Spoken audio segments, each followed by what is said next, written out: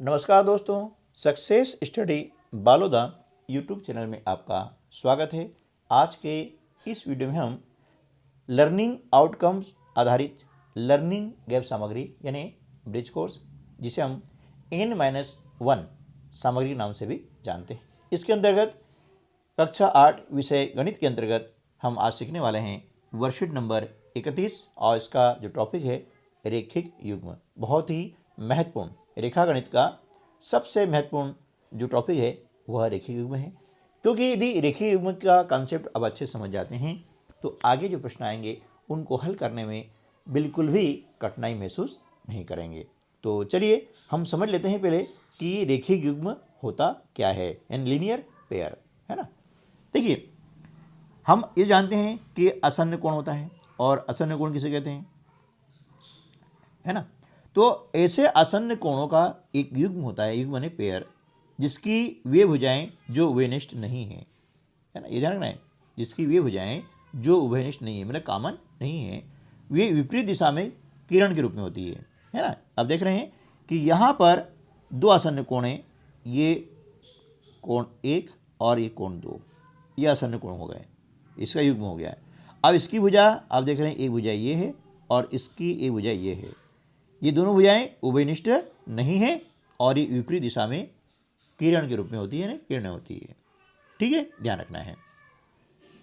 तो ऐसी स्थिति जब बनती है, आपको ध्यान रखना है कि ऐसी स्थिति जब बनती है तो यह कहलाती है रेखीय युग्म, यानी कोण A और कोण 2, ये कोण A और कोण 2, तो ये रेखीय युग्म है ना। इसको और सरल तरीके हम समझें तो कैसे, देखिए कि एक होता है, मान लीजिए आपका, हम बनाते हैं 180 डिग्री कोण बनाते हैं, ये रेखा खींचते हैं। चलिए बहुत सरल तरीके से बता रहा हूँ इसमें, है ना। एक रेखा हमने खींची मान लीजिए, और इस रेखा पर, है ना, एक और किरण यहाँ से, यानी इसके इस रेखा के किसी बिंदु से, इस रेखा के किसी बिंदु से हम एक किरण खींचते हैं, चाहे ऐसी हो, है ना, चाहे इस प्रकार से हमने जो खींची है ना। डायरेक्शन कुछ भी हो सकता है, ऐसा हो सकता है ना। तो ये दो कोण बनते हैं, है ना। ये जब किरण यहाँ से किसी बिंदु से खींची जाती है तो दो कोण बनाती है, एक कोण ये और एक कोण ये दोनों कोण कहलाते हैं रेखीय युग्म। और इनका योग, है ना, रेखीय युग्म का योग कितना होता है, 180 डिग्री। हमेशा आपको ध्यान रखना है। इससे क्या होगा कि यदि एक कोण का मान दिया जाता है, जैसे मान लिया ये और ये रेखीय बन रहा है, अब मान लिया इस कोण का मान आपको दिया गया है 120 डिग्री दिया गया है। कितना दिया गया है, 120 डिग्री। तो आपको यदि बोला जाए कि इस कोण का मान कितना होगा, तो आप बता सकते हैं कि सर ये तो आसान हो गया है, यानी 180 में से 120 माइनस कर दीजिए आप, तो 60 डिग्री कोण आ जाएगा। क्लियर भाई, एक कोण दिया ना तो उसे 180 में से माइनस कर दो तो ऑटोमेटिक आपका दूसरा कोण आ जाएगा, कोई कन्फ्यूजन की जरूरत नहीं है। तो एक रेखीय युग्म जो है हमेशा 180 डिग्री का होता है।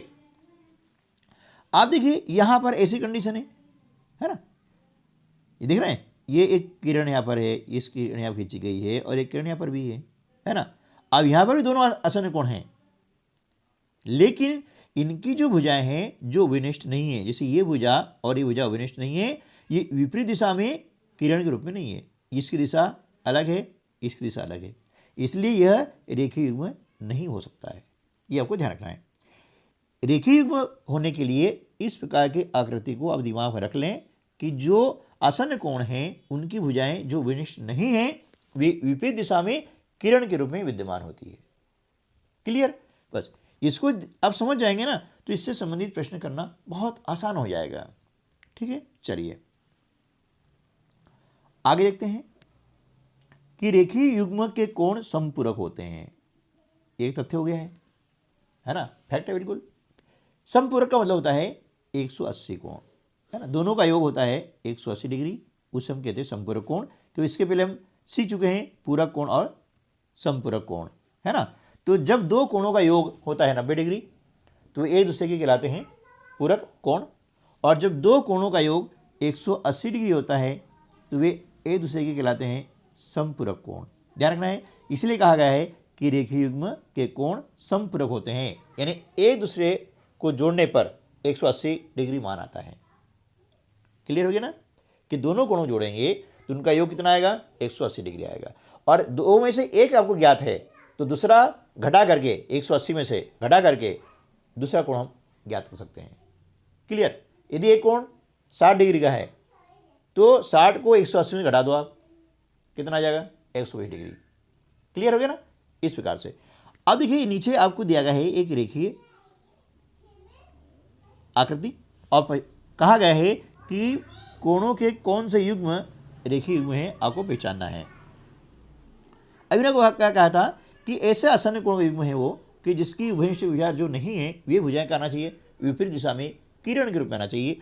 तो आप देख रहे हैं, देखिए एक आकृति इस प्रकार से बन रही है, बन रही ना। तो कोण 1 और कोण 5 ये आपका हो गए रेखीय युग्म। ये हम लिखा कोण 5 और कोण 1 रेखीय युग्म है। ठीक है, चलिए अब दूसरे देखते हैं। एक तो हो गया। अब दूसरा हम देख रहे हैं कि ये आकृति, इसको ध्यान से देखिएगा आप, ये यहाँ से ऐसी बनी तो कोण 5 और कोण 4 है ना, ये भी एक रेखीय युग्म है। ये लिखा हमने कोण 4 व कोण 5 रेखीय युग्म है। अब इसके अलावा कोई रेखीय युग्म नहीं है। आप इसको नहीं बता सकते हो, किसको, ये वाला, क्योंकि इसमें जो ये भुजाएं है ना, ये वंश भुजा नहीं है ना, ये एक दिशा में नहीं आ रही है, एक दूसरे के विपरीत दिशा में होना चाहिए। यदि ऐसा होता तो ये बन जाता, लेकिन ऐसा नहीं है इसलिए नहीं बनेगा। ठीक है ना। तो इस प्रकार से रेखीय युग्म का कंसेप्ट आपको अच्छे से समझ में आना चाहिए।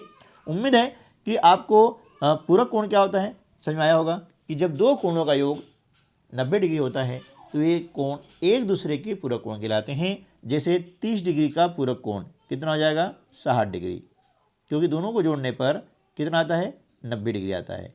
दोनों जोड़ेंगे कितना आ जाएगा, 90 डिग्री आएगा। ठीक है ना। और संपूरक कोण, जब दोनों कोणों का योग 180 डिग्री होता है तो वे दोनों कोण एक दूसरे के समपूरक कोण कहलाते हैं।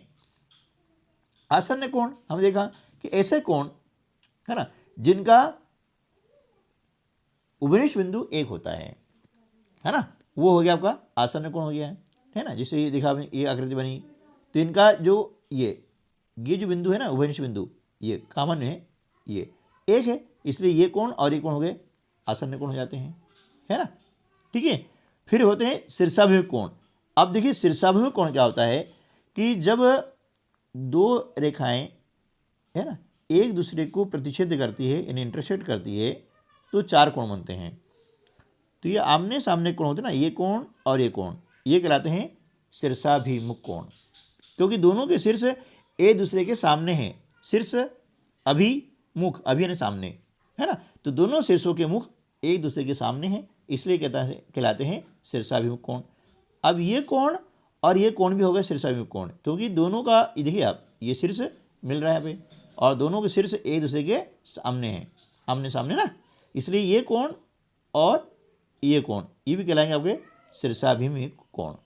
ठीक है ना। तो इस प्रकार से हमने क्या सीखा कि रेखीय युग्म क्या होता है, उसी का पूरक क्या होता है, संपूरक क्या होता है, और आसन्न कोण और शीर्षाभिमुख कोण। क्योंकि आगे हम जो पढ़ेंगे रेखागणित तो उसमें इन सभी शब्दावली का उपयोग होता है, तो हमें वो समझ में आना चाहिए किसका मतलब क्या होता है। उम्मीद है कि वीडियो आपके लिए लाभकारी सिद्ध हुआ होगा। यदि लाभकारी सिद्ध हुआ है और कुछ न कुछ आपने सीखा है तो भैया लाइक करना ना भूलिएगा और अपने अन्य दोस्तों को भी शेयर कीजिएगा। यदि चैनल पर आप पहली बार आ रहे हैं और अभी तक आपने चैनल को सब्सक्राइब नहीं किया है तो नीचे लाल रंग में लिखा होगा सब्सक्राइब। यदि लाल रंग के अलावा अन्य रंग में है तो भैया उसको दबाना, ठीक है ना, और लाल रंग में दबा दो, कलर चेंज हो जाएगा, है ना। मिलते हैं अगली वीडियो में, तब तक के लिए नमस्कार, जय हिंद।